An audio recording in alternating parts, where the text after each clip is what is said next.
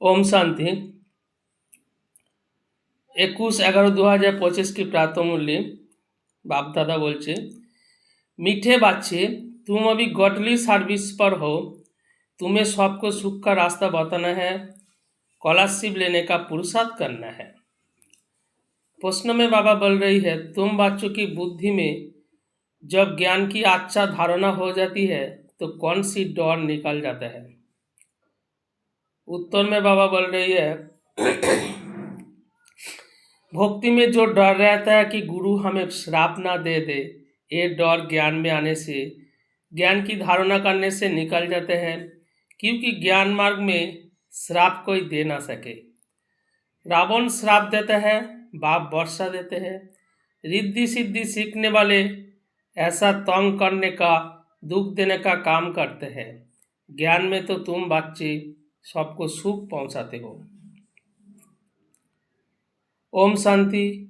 मीठी मीठी रूहानी बच्चे पोती रूहानी बाप बेट समझाते हैं, तुम सब पहले आत्मा हो, ये पक्का निश्चय रखना है। बच्चे जानते हैं हम आत्माएं परम धाम से आती है, यह शरीर लेकर पाठ बजाने। आत्मा ही पाठ बजाती है। मनुष्य फिर समझते हैं शरीर ही पाठ बजाते हैं। ये है बड़े बड़ी भूल, जिस कारण आत्मा को कोई जानते नहीं। इस आवागमन में हम आत्मा आती जाती है, इस बात को भूल जाते हैं। इसलिए बाप को ही आकर आत्मा अभिमानी बनाना पड़ता है।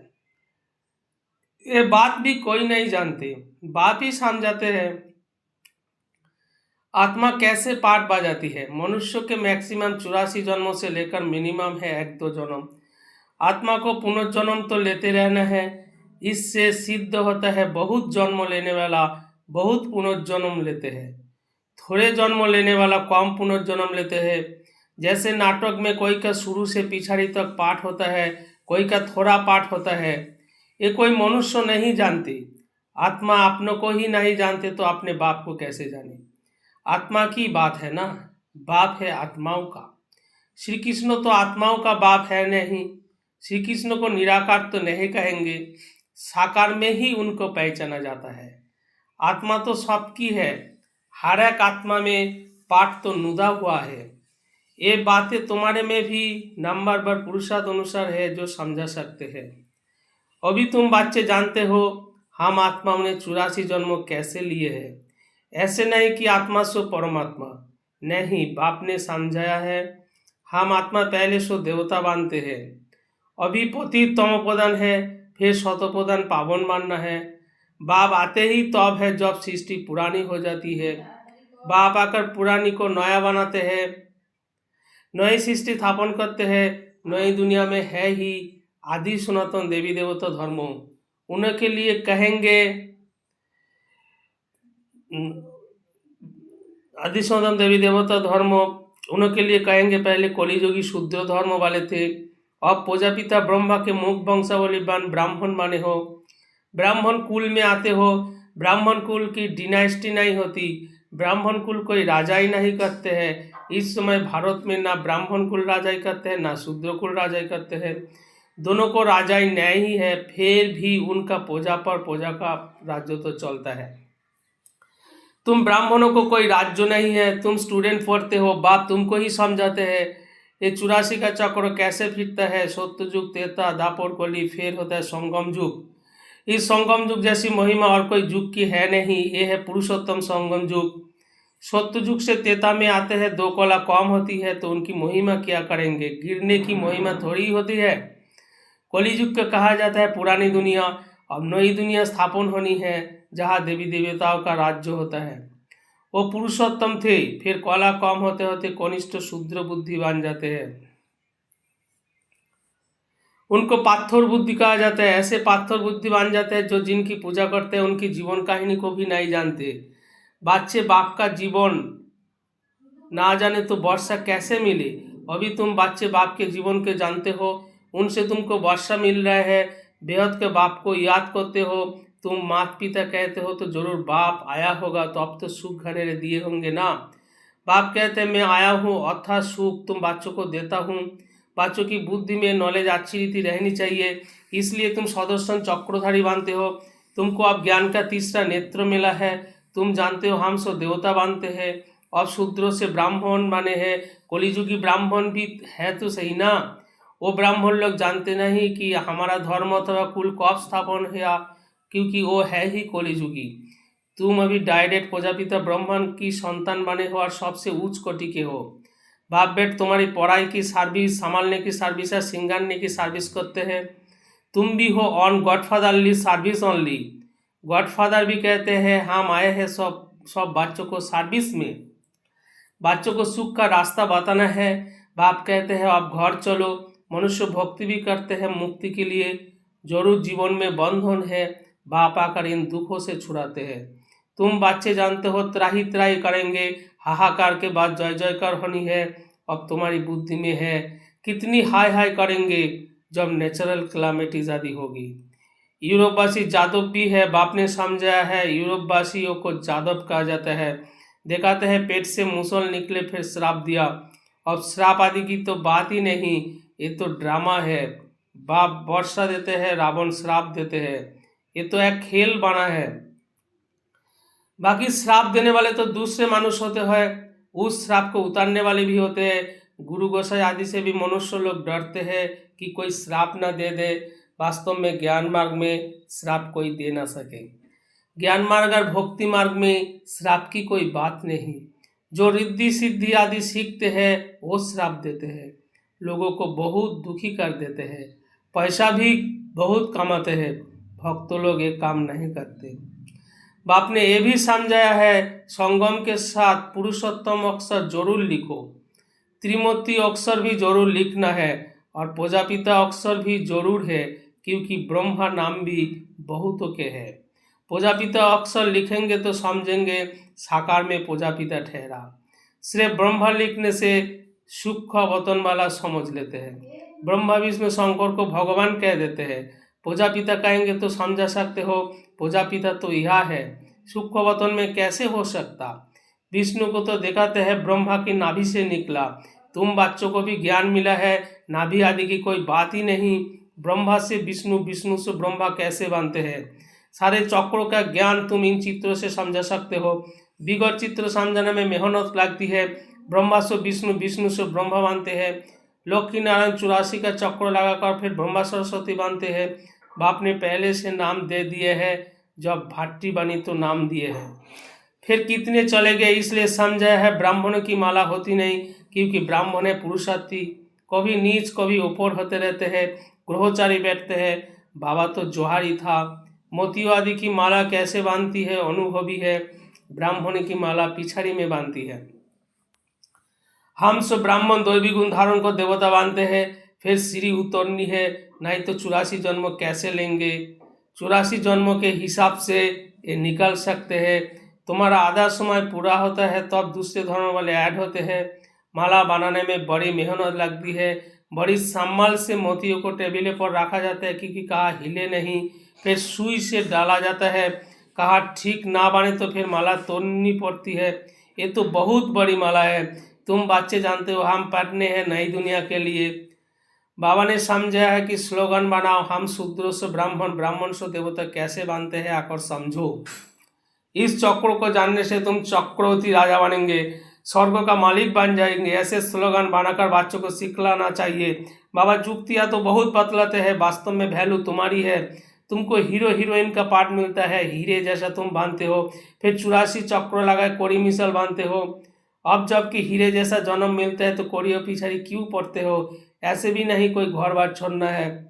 बाबा तो कहते हैं गृहस्थ व्यवहार में रहते कमल फूल समान पवित्र रहो, और सृष्टि चक्र की नॉलेज को जानकर दैवी गुण भी धारण करो तो तुम हीरे जैसा बन जाएंगे। बराबर भारत 5000 वर्ष पहले हीरे जैसा था। ये है एम ऑब्जेक्ट।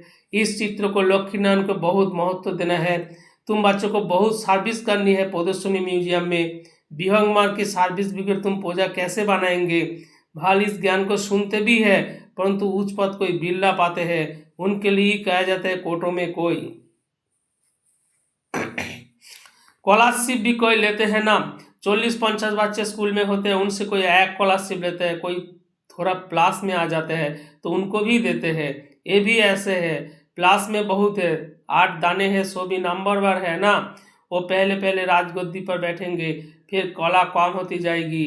लक्ष्मीनारायण का चित्र है नंबर 1, उनकी भी डिनास्टी चलती है, परंतु चित्र लक्ष्मीनारायण का ही दिया हुआ है। ये तुम जानते हो, चित्र तो बदलते जाते हैं, चित्र देने से क्या फायदा, नाम रूप देश काल सब बदल जाता है।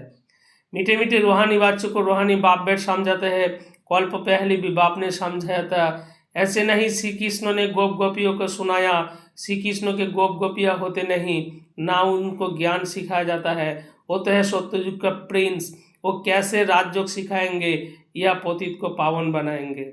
अब तुम अपने बाप को याद करो, बाप फिर टीचर भी है, टीचर को स्टूडेंट को भी भूल ना सके, बाप के बच्चे भूल ना सके, गुरु को भी भूल ना सके। बाप तो जन्म से ही होते हैं, टीचर 5 बरस के बाद मिलते हैं, फिर गुरु वानप्रस्थ में मिलते हैं। जन्म से ही गुरु करने से कोई फायदा नहीं है, गुरु की गोद लेकर भी फिर दूसरे दिन मर जाते हैं। फिर गुरु क्या करते हैं, गाते भी है सदगुरु बिगड़ गति नहीं, सदगुरु को छोड़ वो फिर गुरु कह देते हैं।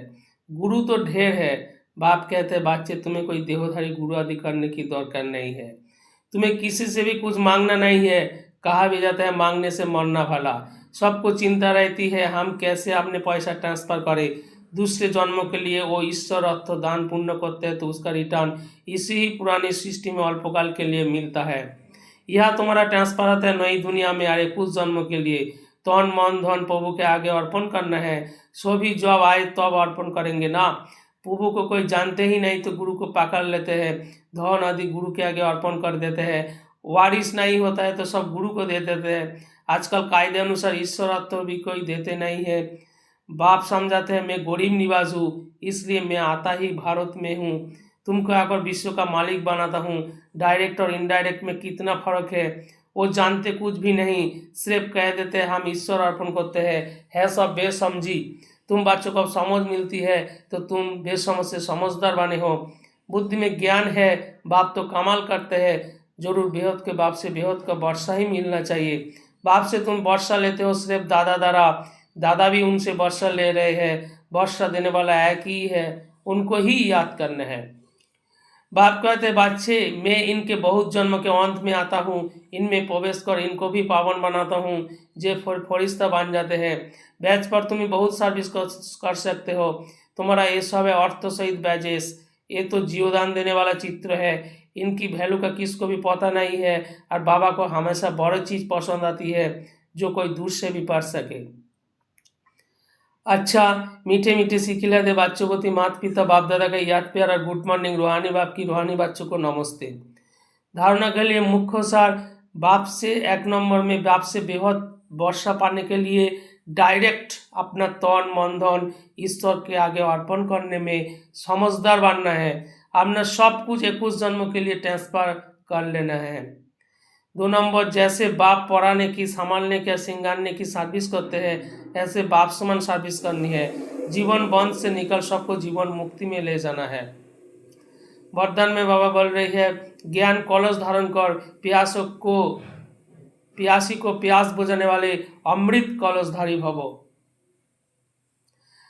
डिटेल्स में बाबा बोल रही है अभी मेजोरिटी आत्माएं प्रकृति के अल्पकाल के साधनों से आत्मिक शक्ति प्राप्त करने के लिए बने हुए अल्पज्ञ स्थानों से परमात्मा मिलन मानने के ठेकेदार से थक गए हैं, निराश हो गए हैं, समझते हैं सत्य कुछ और है, प्राप्ति के प्यासे है। ऐसी प्यासी आत्माओं को आत्मिक परिचय परमात्मा परिचय की यथार्थ बूंद भी तृप्त आत्मा बना देगी। इसलिए ज्ञान कलश धारण कर प्यासी को प्यास बुझाओ, अमृत कलश सदा साथ रहे, अमर बनो और अमर बनाओ। स्लोगान में बाबा बोल रही है एडजस्ट होने की कला को लक्ष्य बना लो तो सहज संपूर्ण बन जाएंगे। एडजस्ट होने की कला को लक्ष्य बना लो तो सहज संपूर्ण बन जाएंगे। अव्यक्त इशारे अशरीरी व विधेयी स्थिति का अभ्यास बढ़ाओ। अशरीरी बनने के लिए समेटने की शक्ति बहुत आवश्यक है। अपनी देह अभिमान के संकल्प को, देह के दुनिया की परिस्थिति के संकल्प को समेटना है। घर जाने के संकल्प सिवाय अन्य किसी संकल्प का विस्तार ना हो, बस यही संकल्प हो कि अब अपने घर गया कि गया। अनुभव करो कि मैं आत्मा इस आकाश तत्व से भी पार उड़ती हुई जा रही हूँ। इसके लिए अब से अकाल तख्त नशीन होने का अभ्यास बढ़ाओ। ओम शांति।